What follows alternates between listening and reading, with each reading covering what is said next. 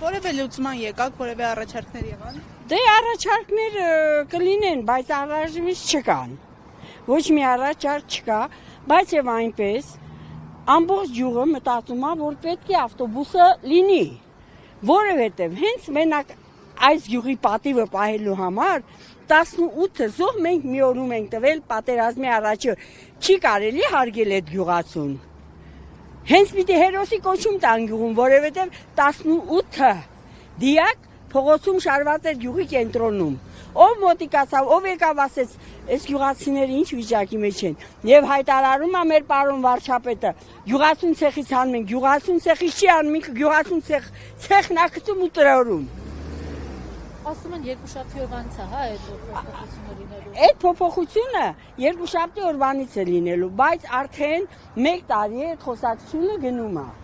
Մեր գյուղապետը պայքարում էր դրա համար։ Ինքը 1 տարի պայքարել է, որ չփոխեն, բայց արդեն երևի իրան էլ, այսպես ասած, կողտվեցին ու հիմա ուզում են ինչի համար պիտի լինի, երբ որ Սարոկյանի տղան բանակում չի ծառայել ոչ մի օր, տենդեր է շահել, պահ փող ունի պիտի շահի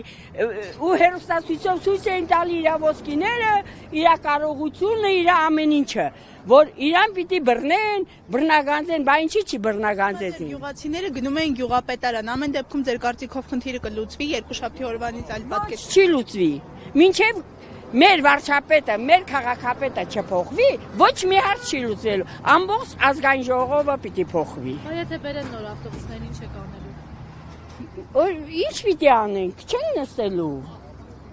ինչ պիտի անենք, ասենք մի ամիս չնստեցին, ոնց որ Եղվարդում, Զովունիում մի ամիս չնստեցին, բայց մեկը իր դեմը խաղ չկա,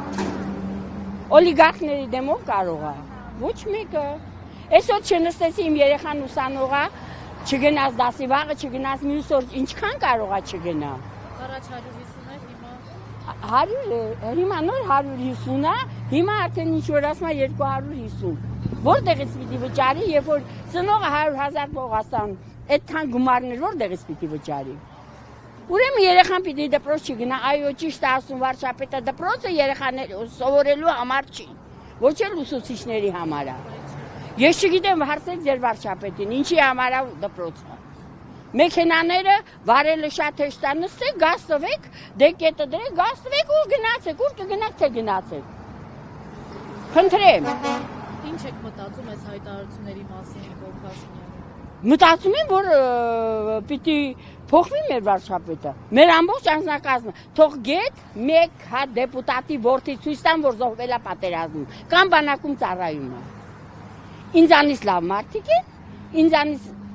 խելացի են իրանք, որ իրանց երեխան չպիտի ծառայի, իսկ իմ տղան 4 պատերազմի մասնակցի։ Ինչի համար։ Ժողովուրդը կրկին դուրս կգա փողոց այս անգամ Փաշինյանի հրաժարականը պահանջելով։ Ոչ բոլորը։ Կոնկրետ ես անպայման դուրս կգամ, որովհետև երբ որ ես լսում եմ իր հաղորդագրությունները, խելագարվում եմ ուղղակի։